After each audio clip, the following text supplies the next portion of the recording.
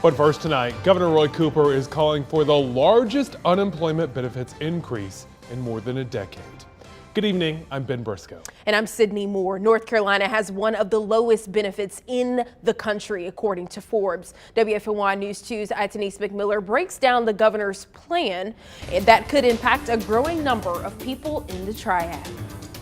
Well, the governor's proposal is just that, a proposal. It still has to go through the General Assembly, where it's expected to go through tough opposition.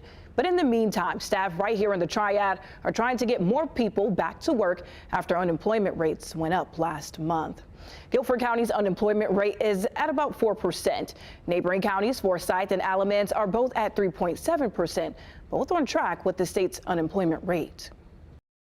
When an unemployment check hits an account in Alamance County, expect a call from Lisa Arnett. Some weeks we're reaching, 20, 30 people a week. She's the manager of the county's NC Works Career Center. We call them, we intervene, and just make sure they know about us, make sure they understand the services. Those services include free access to their career center, workshops for resume building, interview prep, and direct access to local employers. This Wednesday, we are having a large job fair here from 1 to 3. We have 18 employers. They'll all be ready to hire. Unfilled job openings are why state legislative leaders are critical of Governor Roy Cooper's budget plan to increase unemployment benefits. Cooper's proposal would boost the current maximum weekly payment of $350 to $450 and the minimum weekly payment of $15 to $100. Increases are tied to inflation.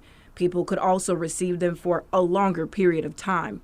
But the goal is still to get people back to work as fast as possible. We can support them in that. Melissa Smith with Guilford Works says they're getting creative and hosting an info session Tuesday for employers on how to fill their job openings with folks who were once incarcerated. We are actually highlighting 3 companies, which is Triad Goodwill Services, Occupancy Heroes, and Mountain Air. 3 employers that have been able to successfully implement reentry models. They're also using virtual reality to train and get young adults job placements. You can head over to the creating a win-win situation for job seekers and employers. In Greensboro, Denise McMillan, WFMY News 2.